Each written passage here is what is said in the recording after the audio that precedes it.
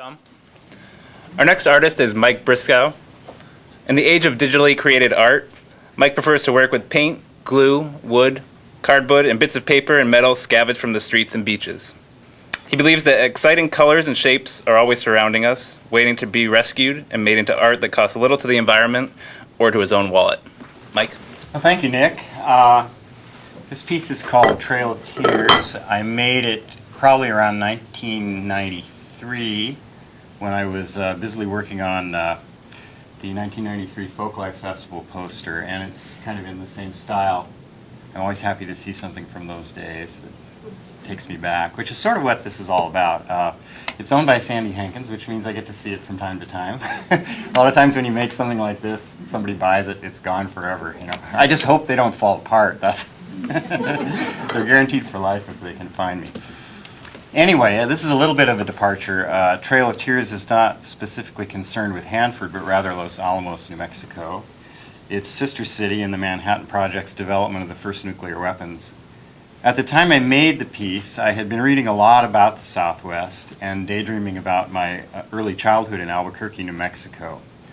Among the books I was reading were In the Spirit of Crazy Horse by Peter Matheson, Book of the Hopi by Frank Waters, The Southwest by Alex Shumatoff, Great Plains by Ian Fraser, and I had seen a somewhat forgotten film called Desert Bloom starring John Voight, which is about a family living near the Nevada test site and how that the testing affected their family life.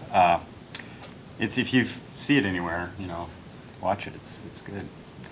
I like it more than the New York Times did. But I also was looking a lot at two wonderful picture books I had when I was growing up by Halling C. Halling, and unfortunately they're not in print. They're beautiful books. One was called Cowboys and one was called Indians. In the late 1950s, my dad was in the Navy, and for some reason we were stationed at the Air Force Base at Kirtland Field. We lived in a small house very much like those little ones you see there. So I feel like that's where we lived. Air Force housing. The Sandia Mountains were bare, our lawn was brown, and miles of desert surrounded us. Los Alamos was just down the road, but I was concerned only with playing cowboys and Indians with the neighborhood kids and my brother. But perhaps due to the Halling C. Halling books and a family trip to Mesa Verde, I had developed a profound interest by age 3 or 4 in Native American life, and consequently I gave myself an Indian name, Broken Arrow. And my dad, in response to my new identity, renamed my mom Morning Sickness because she was pregnant with my sister. So he was quite a guy, my dad. He was a pacifist working as a Navy doctor at Kirtland Airfield, and he was on crash duty, which meant he rode the ambulances out as the attending doctor whenever a fighter plane would crash, which was quite often because no one knew how to fly jets yet. So that's what he did for a living, I guess. And anyway,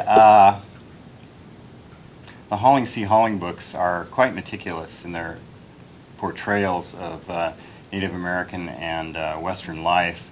The margins overflow with diagrams of teepees, houses, cliff dwellings, hunting devices, and there are some very beautiful full-color illustrations as well, which have had a profound effect on me, and I actually have them with me here. This is Cowboys, this is Indians.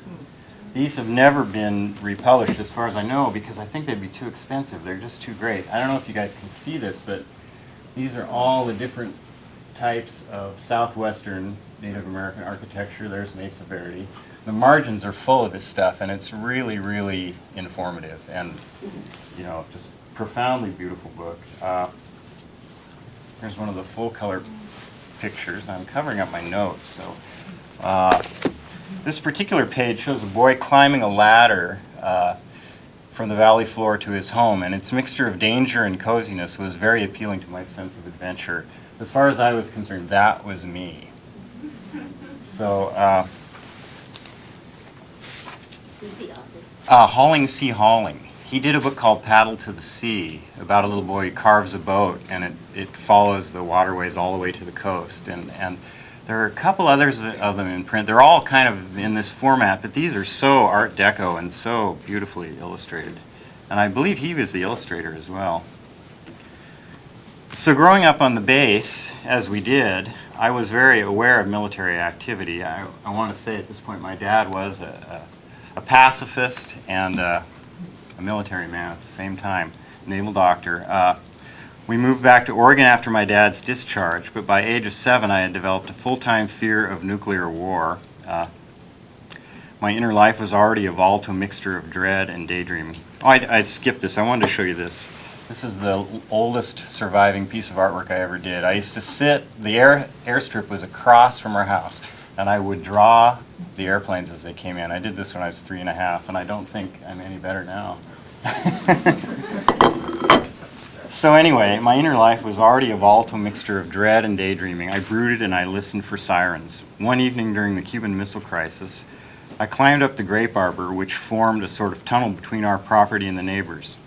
I sat on top and I looked at the sky, trying to imagine why anyone would want to end the world on purpose. How could they do this to a 9-year-old, I wondered. Adulthood has been distractingly complicated, but I still wonder. I don't really consider myself a political artist, but this just came out of nowhere. You can pretty much see what's going on.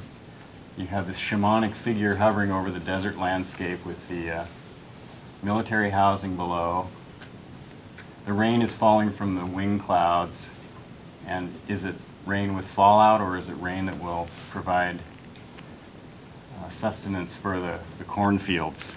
The sun and the moon are rusted can lids. The flower of our town was the atom. The Uncle Sam Kachina figure perhaps suggests a kind of reconciliation or a common humanity. I sort of resist interpreting this kind of stuff because I don't consider myself a political artist. But I wasn't really very conscious of all this when I made the piece, but as I said, it just came out. It was a childhood memory, and I guess refracted through adult knowledge. Thank you very much.